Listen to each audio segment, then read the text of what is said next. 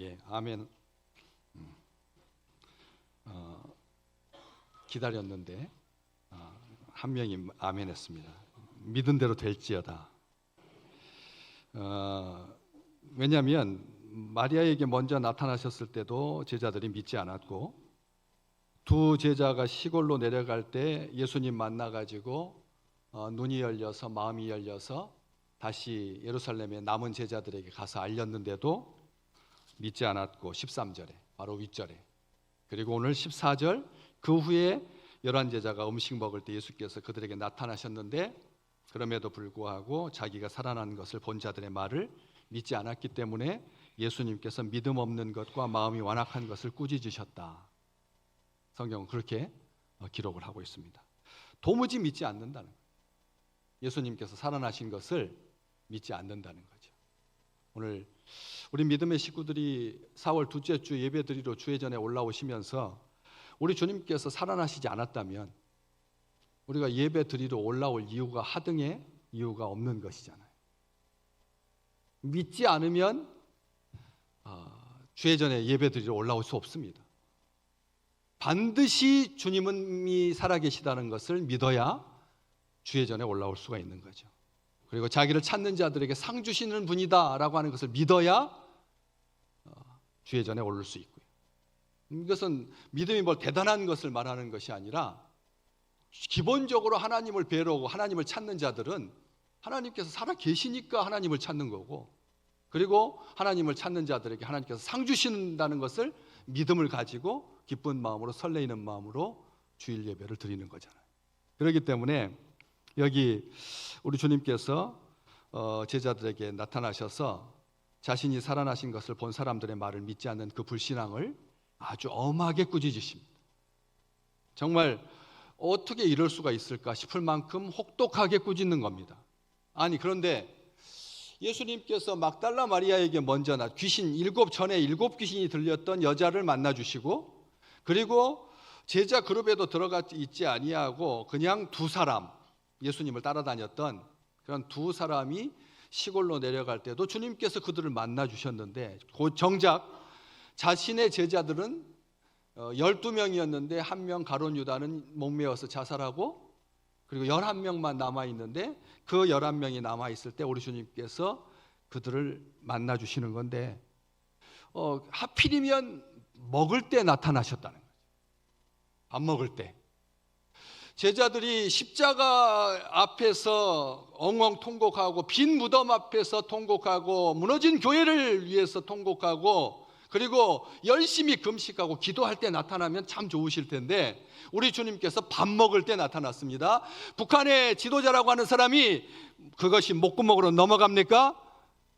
이렇게 말했는데, 먹을 때, 하필이면 먹을 때 나타나면 모양새도 빠지고, 그리고 검은 정장하고 그다음 조문객들 받으면서 슬픈 기색을 띠고 울 때 나타나셨으면 참 타이밍이 좋을 텐데 다 도망가고 흩어지고, 그런데도 어떻게 공교롭게도 제자들이 함께 모여서 음식을 먹었다는 거죠.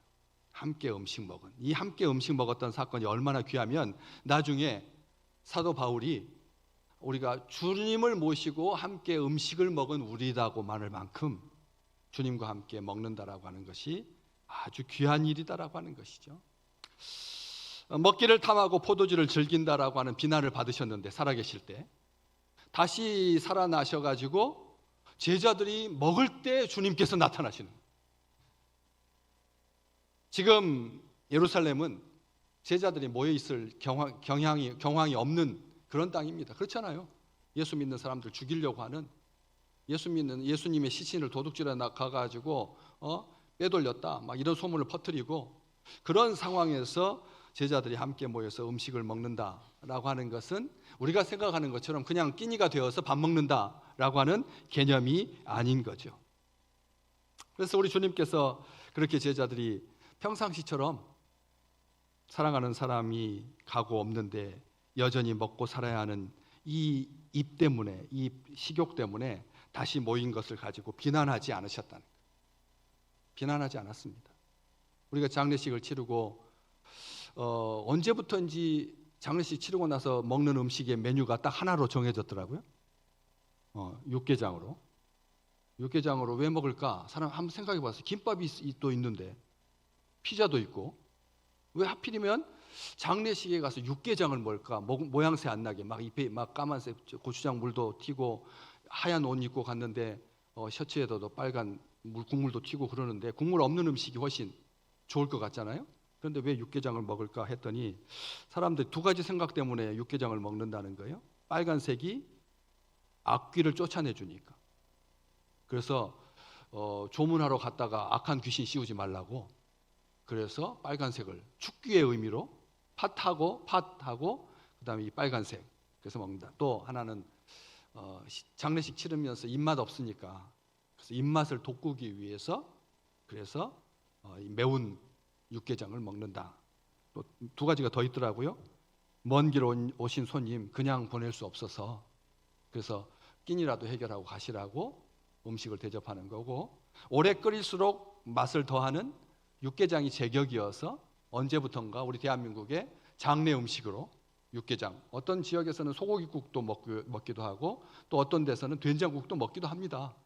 그렇지만 육개장을 먹는 우리 주님께서 부활하신 다음에 안 드실 줄 알았어요. 제 생각에는 몸이 변했으니까 우리 주님께서 부활하신 다음에 날개를 달고 확 날아다닐 줄 알았거든요. 우리 주님께서 다시 살아나셨으면 먹는 것은 이제 육신을 입었을 때의 일로 끝나고 안 드실 줄 알았는데 우리 주님께서 7 제자들 갈릴리에서 만나 주실 때도 먹을 게 좀 없느냐 해가지고 먹을 것을 찾으시니까 생선 한 토막하고 그다음에 빵 한 조각을 우리 주님께 드렸잖아요. 그런 것처럼 다시 살아나셨는데도 여전히 드신다는 거예요. 우리가 하나님 나라에 간 다음에 어떤 삶을 살 것 같습니까? 하나님하고 영원히 산다 그랬는데 찬송만 하면서 살 수는 없잖아요. 그러니까 뭐 어떻게 살 것 같아요? 뭐 어떻게 날개를 탁 달고 캐나다에서부터 뉴질랜드까지 쭉 날아다니면서 그것도 하루 이틀이지 120년 동안 날아다니면 무슨 재미가 있겠습니까? 하나님 나라에 대해서 우리가 생각하는 것이 고작 그냥 뭐 우아하고 날개가 달리고 빛나고 하나님과 항상 함께 있고 하는 것이 다라면 그런 하나님의 나라는 우리 주님께서 살아나신 이후에 보여주신 사건을 통해서 그게 아니다라고 하는 거죠. 여전히 아름다운 사람들과 함께 먹는 것 이게 얼마나 귀한 일인지 지난주에 벚꽃 사진 찍으시면 12명 골라서 제가 멋있는 상을 드리겠습니다 했더니 딱 12명이 사진을 찍어가지고 보냈다.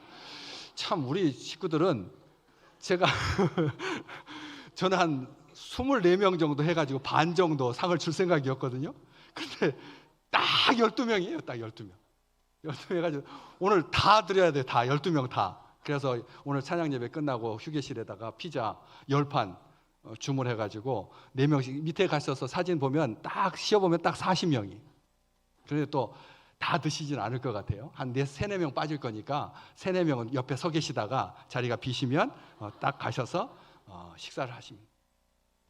부활의 기쁨이라는 게 우리가 생각하는 것처럼 뭐 찬송 부르며 사는 삶 뭐 이런 삶이 아니라 우리 주님께서 밥 먹을 때 제자들에게 나타나셔서 먹을 때는 뭣도 안 건드린다는데 11 제자가 모였으면 귀하잖아요. 다 도망갔다가 야 너희들 참 용케 어떻게 다 살아서 이렇게 같이 밥을 먹네 하고 이렇게 칭찬해 주시고 격려해 주실 법도 한데 우리 주님께서 뭘 하셨냐면 믿음 없는 것과 마음이 완악한 것을 꾸짖으십니다.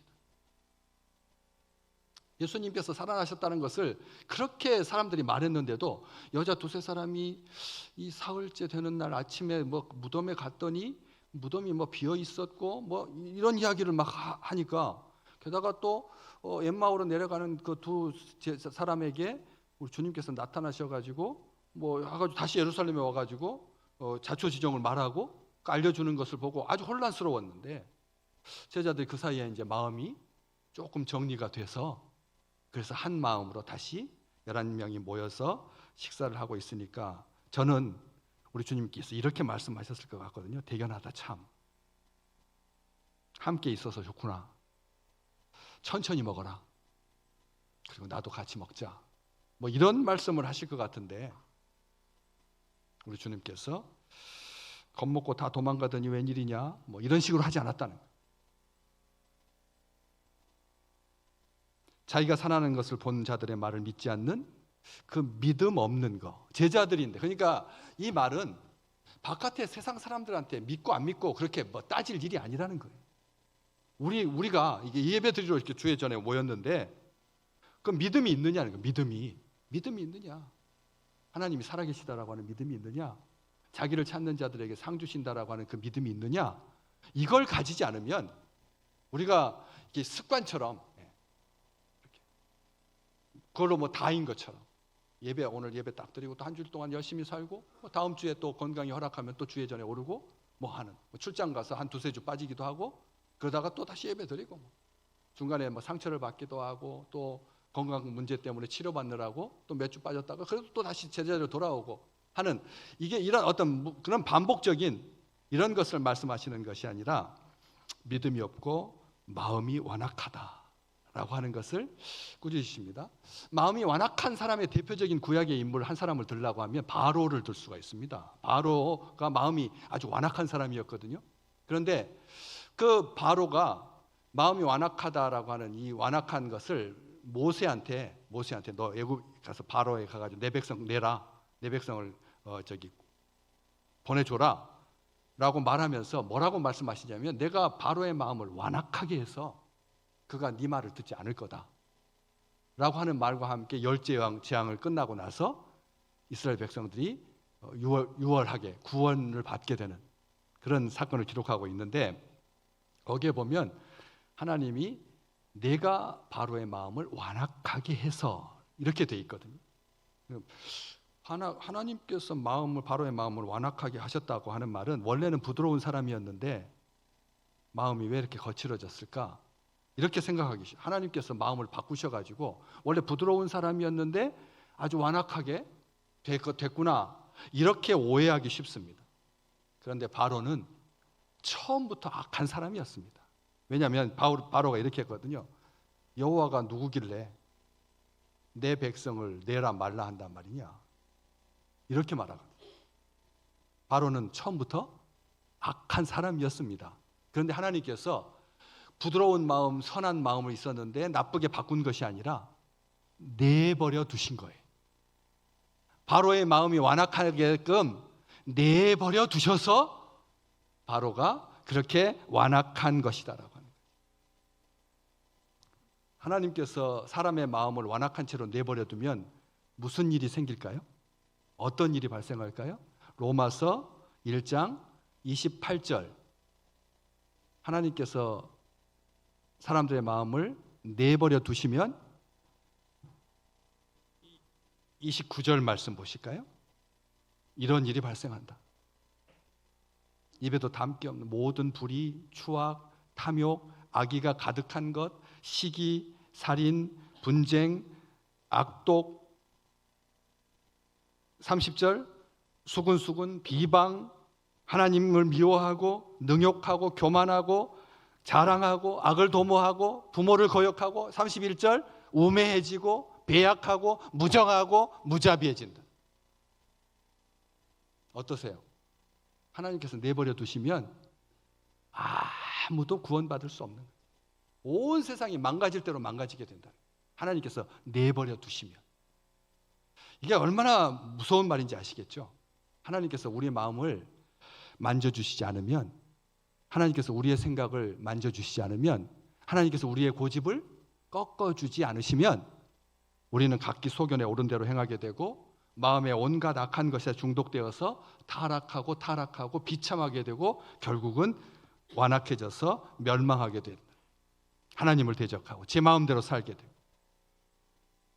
이것이 바로 가나안이 망한 이유입니다. 완악하기 때문에 하나님께서 가나안을 멸망시킨 거예요. 하나님께서 선하고 착한 사람이었는데 마음을 막 휘집어 놔가지고 나빠진 게 아니라 원래부터 악했는데 하나님께서 내버려 두시면 그렇게 망할 수밖에 없다라고 하는 것이죠. 완악이라고 하는 말을 우리 한국어에서 안 씁니다. 요 세상 사람들은 완악이라고 하는 말을 안 써요. 우리도 완악이라고 하는 말을 그냥 악하다라고 하는 말을 쓰지 완악이라고 하는 말을 안 쓰거든요. 그래서 이 완악이 뭔가 보면 뜻이 뭐냐면 딱딱하다는 뜻입니다. 완악한 마음이라고 하는 말은 딱딱하고 굳은 마음이라는 뜻입니다. 딱딱하고 굳고 그리고 고집 부리고, 특별히 성경을 한자어로 이 강팍이라고 쓰는데, 강팍 한번 따라서 볼래요? 강팍. 저는 강팍하다라고 하는 말은 써도, 강팍이라고 하는 말은 써도 강팍이라고 하는 말은 안 쓰거든. 그런데 팍이라고 되어 있어요. 앞쪽에는 무슨 뜻이냐면 강철처럼 굳세다는 뜻입니다. 강하다는 뜻이죠. 그런데 팍은 무슨 뜻이냐면 괴팍하다, 너그럽지 못하다, 어긋나다. 마지막이 중요한데 남의 말을 듣지 않는다는 의미가 있습니다. 남의 말을 듣지 않는 사람이 뭐라고요? 팍하다는 거예요. 팍. 남의 말을 듣지 않으면 어떻게 된다고요? 팍하게 된다는 거예요. 결국은 쓰러지게 되어 있습니다. 잘 들으셔야 합니다. 남의 말을 듣지 않는 것. 한글 성경에 보니까 이 완악을 성미가 깔깔하고 고집이 세다 이렇게 썼더라고요. 성미가 깔깔한 거, 고집이 센 거. 히브리어에서는 이 완악을 험하다, 난폭하다, 거칠다, 문제를 어렵게 만든다, 완강하다라는 뜻인데, 완악이 무슨 뜻인지 알겠죠? 히브리어 원어에서는 험한 사람, 그리고 난폭한 사람, 거친 사람, 어렵게 만드는 사람, 그리고 아주 완강한 사람, 고집이 센 사람, 이게 히브리어에서의 완악의 의미입니다. 그런데 그 히브리어가 시작하게 된 그 고집 부리고 거칠고 남의 말 안 듣고 완강하고 그리고 너그럽지 못하고 성격이 깔깔하고 고집이 센 그 출발, 그 완악이라고 하는 히브리어 카사라고 하는 말인데, 그 말이 나오게 된 출발점이 뭐였느냐면 밀도가 높다는 뜻입니다. 밀도가 높다. 밀도가 높다. 무슨 뜻이냐면 마음에 한 가지 생각만으로 가득 차서 아예 다른 생각을 못 한다는 뜻입니다. 무슨 말인지 알겠죠? 한 가지 생각에 꽉 사로잡혀서 다른 생각을 전혀 못 하는 것. 이게 바로 완악하다라고 하는 말이 출발점이다라고 합니다. 당연히 그런 사람은 목이 곧고 고집이 세고 다른 사람의 말을 듣지 않게 되죠. 우리가 나이가 들어가면서 부드러운 마음이 굉장히 딱딱해져 가지고 고집스러워지는 것. 고집마저도 부리지 못하면 이제는 세상 떠날 때가 됐다. 그래도 고집이라도 좀 있어야, 성깔이라도 좀 있어야 그게 그립다. 많은 사람들이 그런 말을 해요. 고집 부리는 게 그래도 젊다는 증거다. 고집도 못 부리는 그런 나이가 되는 건 손 놓고 있는 거고, 그럼 세상 떠날 날만 기다리고 있는 건데 그게 뭐가 행복하겠느냐, 이런 말들을 하곤 합니다. 그런데 여러분, 이 고집이라고 하는 것이 그렇게 미화돼도 되는가? 우리도 한 성깔하고 고집 부리는 정도가 있어야, 그래야지 사람들이 말을 듣고, 그리고 내가 무서운 줄 알지. 내가 그냥 물에 물 탄 듯, 그렇게 술에 술 탄 듯 그렇게 살면 다른 사람들이 나에 대해서 아주 우습게 여기지 않겠나 싶어서 한 고집 해야 자기 위치를 확보할 수 있고 자기 말에 권위가 생긴다고 그렇게 생각하기 쉽습니다. 아닙니다. 로마서 2장 5절 말씀 함께 같이 읽을까요?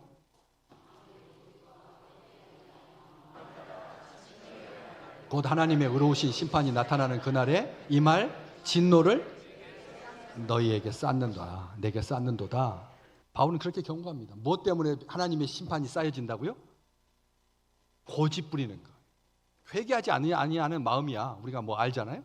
근데 고집과 회개하지 않는 이 마음이 하나님의 심판을 쌓는 거라는. 우리 생각에 고집 부리는 거, 이 시기에 현대를 살아가면서 웬만큼 고집 없어서 무슨 사업을 성공할 수 있으며 무슨 성취를 할 수가 있겠느냐, 이렇게 말로 범죄하는 거죠. 그렇지 않다라고 하는 거죠. 이스라엘 민족도 완악했습니다. 하나님께 반항하고 하나님을 원망하고 그리고 나쁜 행실로 돌아가기를 반복하는 아주 완악한 사람들이었죠. 그러니까 시편 95편 8절에 그렇게 너희 조상들처럼 완악하게 하지 마라. 그때 그 조상들 10번이나 하나님 앞에 불평했던 사람들, 그런 사람들을 너희 마음을 어떻게 하지 말라고요? 완악하게 하지 마라. 구약만 있을까요? 히브리서 3장 8절에도 그 이야기 똑같이 하는 거예요. 너희 조상 광야에서 시험하던 그 조상들처럼 너희 마음을 어떻게 하지 마라? 완고하게 하지 마라. 완악하게 하지 말고 완고하게 하지 마라. 이렇게 경고를 하고 있는 거죠. 우리 주님께서 재미있는 이야기를 해주셔서 굉장히 충격적인 이야기인데 부자와 나사로 이야기를 해주셨습니다. 부자와 나사로. 부자는 이름이 없고 그냥 부자고 그 집 앞에서 구걸하던 거지는 이름이 나사로예요. 그래서 이 이야기 자체가 벌써 충격적인 거예요. 우리는 부자는 기억하죠. 빌 게이츠는 기억하죠. 일론 머스크는 기억합니다. 그렇지만 가난한 거지들은 우리의 기억 쪽에도 없잖아요. 그런데 하나님, 우리 주님은 이름을 기억하시는데 부자는 이름을 기억하지 않고 그 가난한 사람의 이름을 기억하시면서 뭐라고 하냐면 죽은 자가 살아나서 증거해도 평상시 증인들의 말을 믿지 아니하는 사람들은 마음이 완악하여서 설득당하지 않는단다. 우리 주님께서 그 이야기를 하시죠. 누가복음 16장 31절 말씀 같이 읽어볼까요?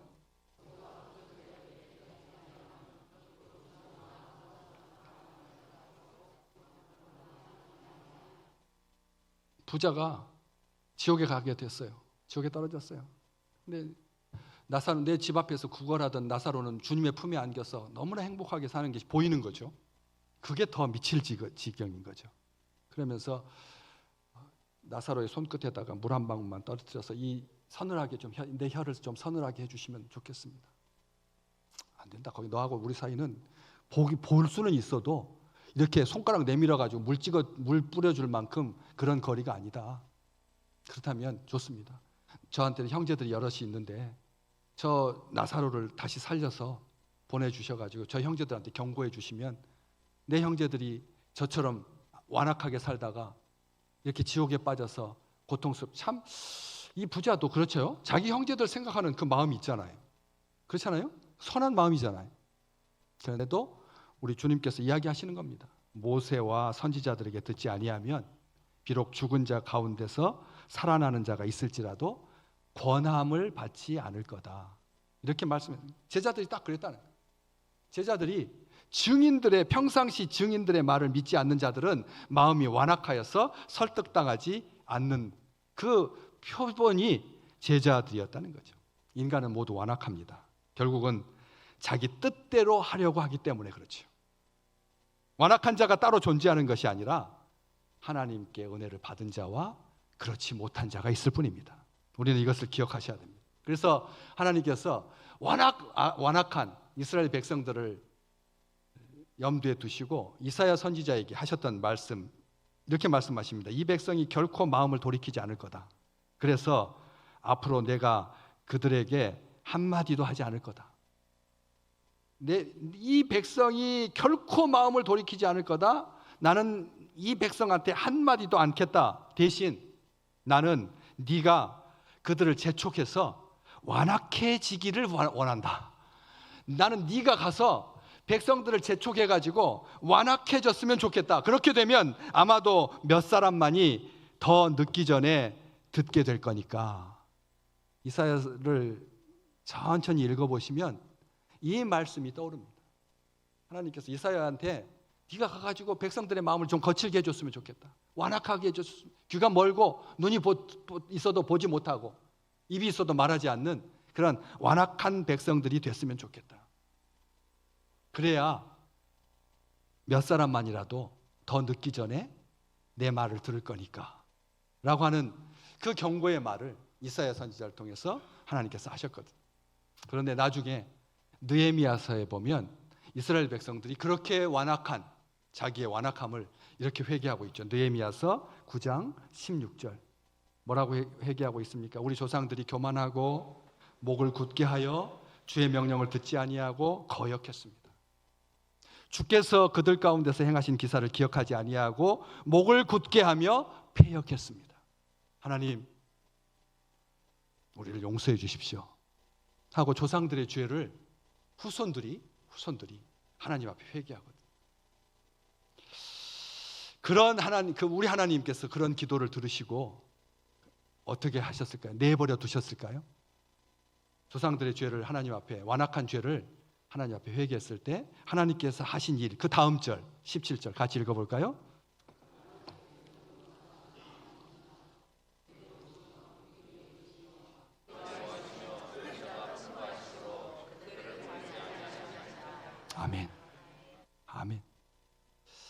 완악한 것, 마음이 완악한 것, 무겁고 딱딱하고 고집스러운 것. 그래서 하나님께서 내버려 두시면 수근수근하게 되고, 그리고 부모를 거역하게 되고, 무정하게 되고, 정이 없게 되고, 그리고 무자비하게 되고, 온갖 악한 것들로 만연하게 될 텐데, 하나님 앞에 회개하는 주의 백성들을 기억하시고, 하나님께서 용서하시고, 하나님께서 은혜를 베푸시고, 하나님께서 긍휼히 여기셔서 노하지 않으시고 인자가 풍부하셔서 버리지 않으신다 라고 하는 이 말씀을 우리가 보게 되는 거죠. 도마도 그랬습니다. 내가 주님의 옆구리에다가 손을 집어넣어 보지 않기 전에는, 내 손으로 그 주님의 못 박힌 손을 만져보기 전에는 내가 믿지 못하겠다, 못 믿겠다. 그랬을 때 우리 주님께서 하셨던 말씀, 요한복음 20장 27절 말씀 같이 읽겠습니다. 도마에게 이르시되 네 손가락을 이리 내밀어 내 손을 보고 내 손을 내밀어 내 옆구리에 넣어보라. 그리하여 믿음 없는 자가 되지 말고 믿는 자가 되라. 우리 주님께서 도마를 너 믿음 없는 자다 이렇게 책망하시려고 하는 게 아니라, 나는 네가 믿는 자가 되기를 원한다. 그런데 이 앞에 우리 주님께서 네 손가락을 이리 내밀어서 내 손을 보라. 이게 무슨 말이냐면, 아시잖아요. 지난주에 몇 주 전에 말씀드렸잖아요. 도마가 한 말입니다. 도마가 한 말 그대로 우리 주님께서 하신 거예요. 그러니까 우리 주님의 귀에 들린 대로 하신 거예요. 손가락을 이리 내밀어서 내 손을 보라. 손가락을 내밀어서 내 손을 보라는 말은 지난주에도 말씀드렸던 것처럼 손을 이렇게 들어서 내 손을 자세히 봐라. 그리고 네 손바닥, 손을 내밀어서 내 옆구리에 넣어봐라.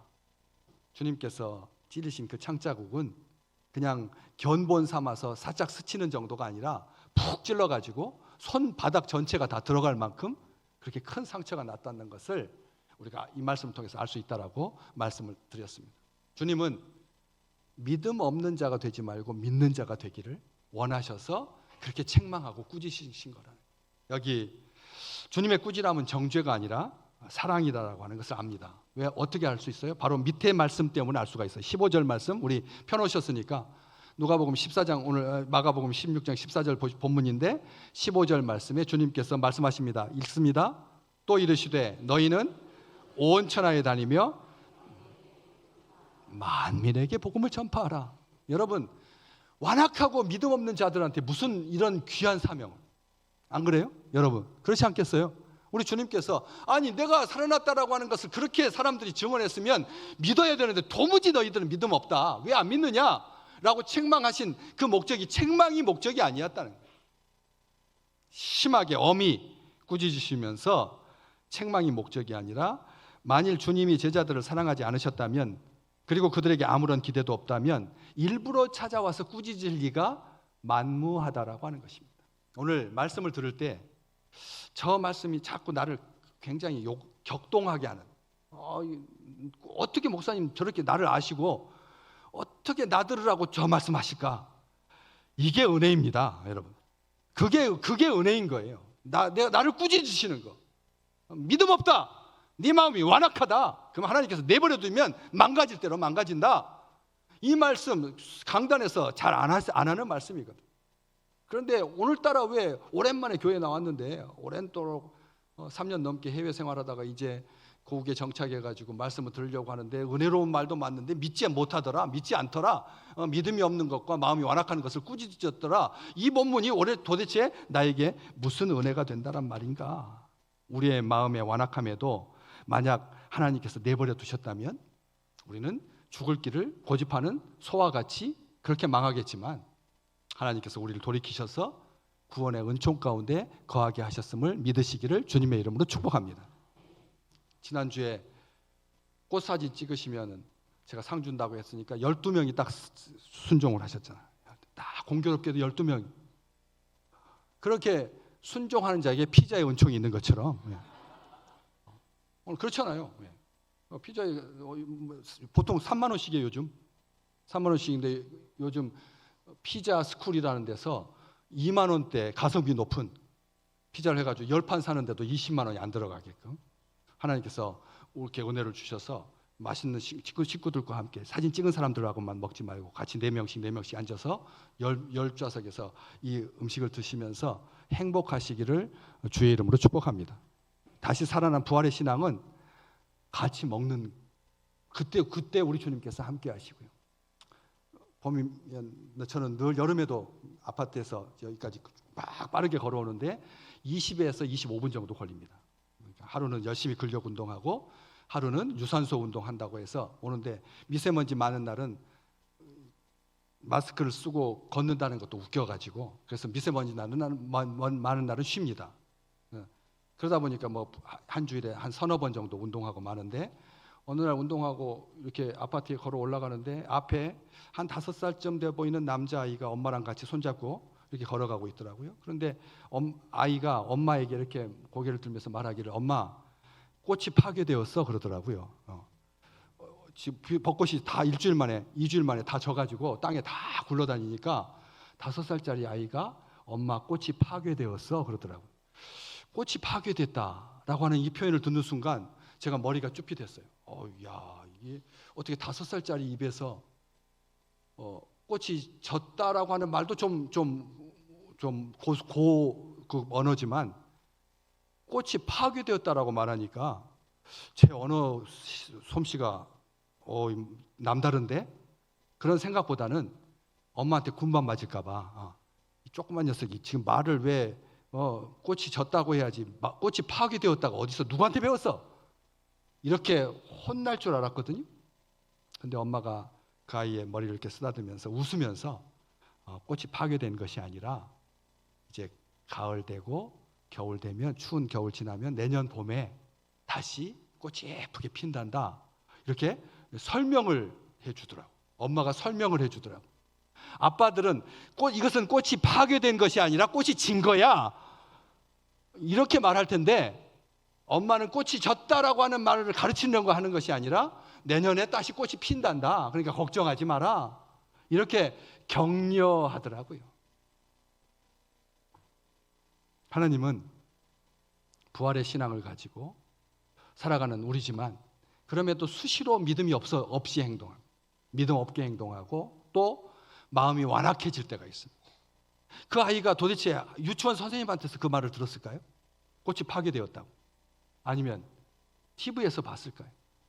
얼마나 언어가 거칠어졌으면 꽃이 파괴되었다라고 하는 말을 할 수밖에 없었을까요? 그것처럼 이 세대가 굉장히 거친 세대입니다.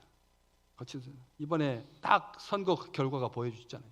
말로 싸우면 안 된다. 국민은 그 말싸움에 실증이 난다. 우리가 언어 폭력이 만연하거든. 언어 폭력이 얼마나 심한지 모릅니다. 그런 속에서 우리 주님 제자들이 함께 모여서 먹고 있을 때 엄하게 꾸짖으셨지만 그러나 너희가 믿는 자들에게는 이런 표적이 따른단다. 그들이 내 이름으로 귀신을 쫓아내고 새 방언을 말하고 뱀을 집어올리고 무슨 독을 마실지라도 해를 받지 않고 병든 사람에게 손을 얹으면 나을 거다. 오늘 본 말씀 그 뒤에 우리 주님께서 훨씬 더 길게 칭찬. 책망은 짧고 믿음 없는 것과 마음이 완악한 것은 책망하시지만 하나님께서 우리 주님께서 새 사명을 주셔서 그래서 이 놀라운 증거들이 표적과 기사들이 일상이 되는 부활의 신앙은 특식을 먹는 것이 아니라 일상적인 음식을 대하면서도 감사하고 감격하는 그래서 쓰면 쓴 대로 달면 단 대로 주시는 대로 주님께서 주시는 그 음식 잘 드셔서 그래서 소화도 잘 되고 잠도 잘 오시고 그리고 주께서 부르시는 그날까지 강건하시기를 주님의 이름으로 축복합니다.